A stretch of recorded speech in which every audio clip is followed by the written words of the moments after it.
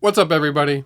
My name is Matt Yocum, and I'm very excited to be back here again today with pro sound effects. If you're a sound designer, editor, content creator, or anybody who's looking for high quality, curated libraries, Pro Sound Effects is the place to go. And today, I have the privilege of walking you through their latest collection, Core 7. I'm going to take you through a tour of the new libraries that can be found inside of Core 7 and show how they can be useful for your projects. So if you're not familiar and you're asking what is Core 7, it's the latest updated collection from Pro Sound Effects, including all of the releases that they've done in the past year, which includes 13 brand new libraries totaling over 28,000 sounds. And the beauty of these sorts of sounds is they are fantastic whether you're working on big budget movies or indies or your own personal projects. No matter the scope, this is the sort of quality that you want in your projects. So really quickly, I'm just going to highlight some of Pro Sound Effects' library partners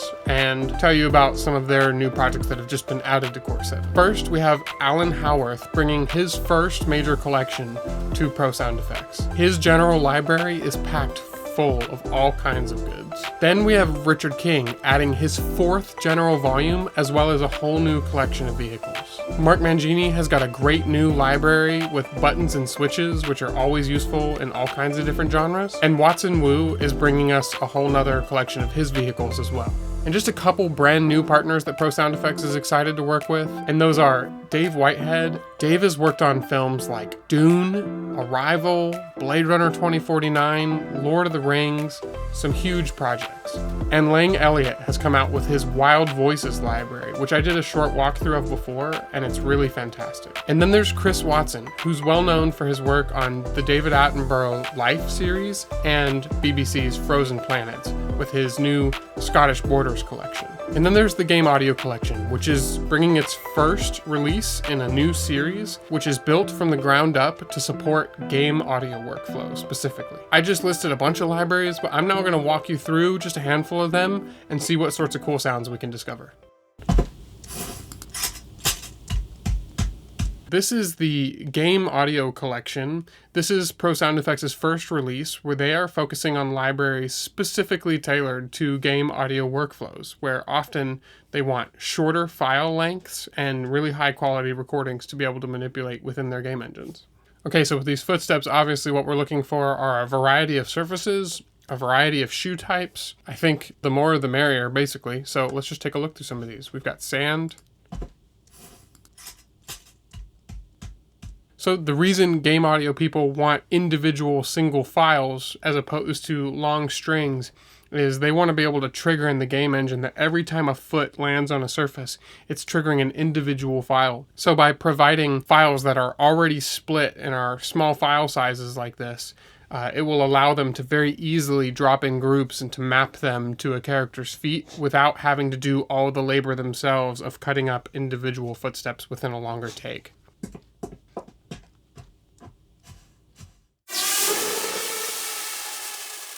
Okay, so next up, we're going to take a look through Dave Whitehead's collection. This is a general library, so I'm just going to click through and see what kind of stuff I find. Propane blowtorch.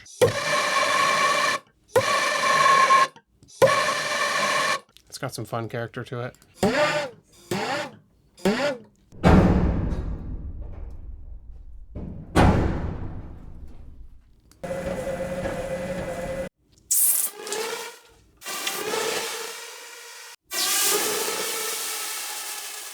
Those have also got really cool character to them.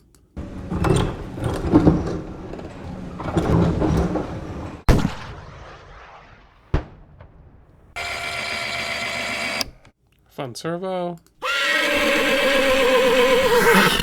He's got his own assortment of animals in here, which is great.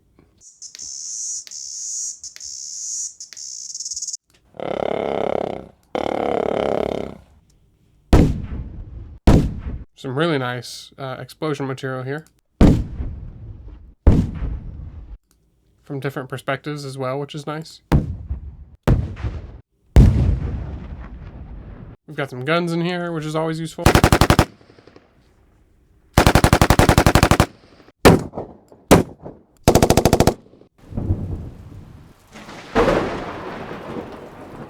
and some nice thunder cracks as well. So again, a huge variety. You don't want to be going through a general library where there's lots of stuff that you don't find useful, but everything that I've heard in here has got lots of character and potential for fleshing out a believable and cinematic world. All right, now we're going to take a quick dive through the Howarth collection and see what sort of stuff we can find in here.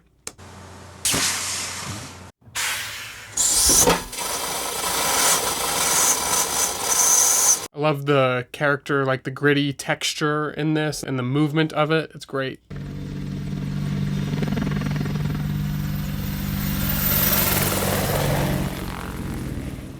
This is labeled Rocket Liftoff. Let's see about this.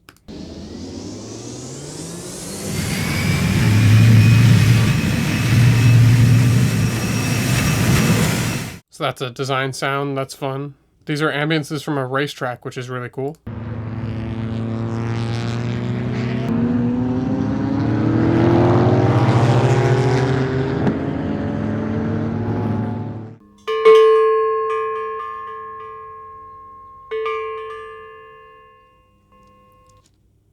Got some beautiful bell recordings here.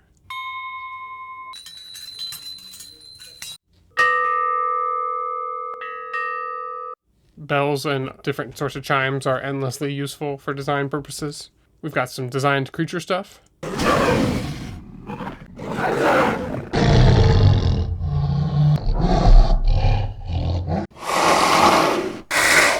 So general libraries like this are fantastic, especially when you're getting started, because what you want as a sound designer is a large variety, a huge palette to be able to draw from so that you're not limited in the sort of material that you have at your disposal when you're designing.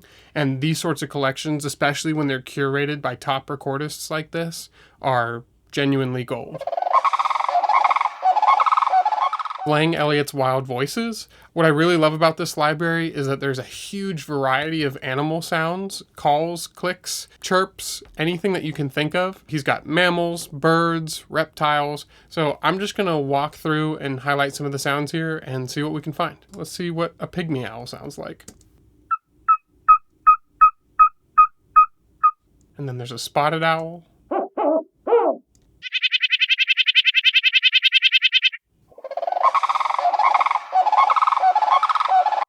That is a crazy sound. That's cool.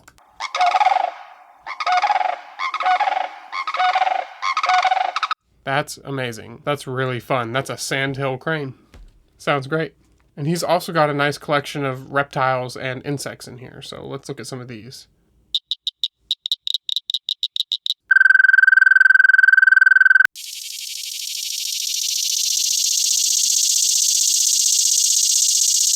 We've got mammals as well. Here's a wolf.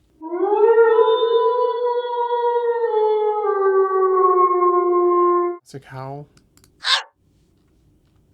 We've got flying squirrels. And we've even got a golden eagle. There's lots of cool stuff in here, lots of character, lots of unique stuff that I haven't really heard in other wildlife libraries. And most of these files are in mono, and you can tell from some of these recordings, they've been stripped of all of their background noise. And so they should be really useful to be able to place these specifics around within your surround field and get a very immersive feeling without adding lots of noise.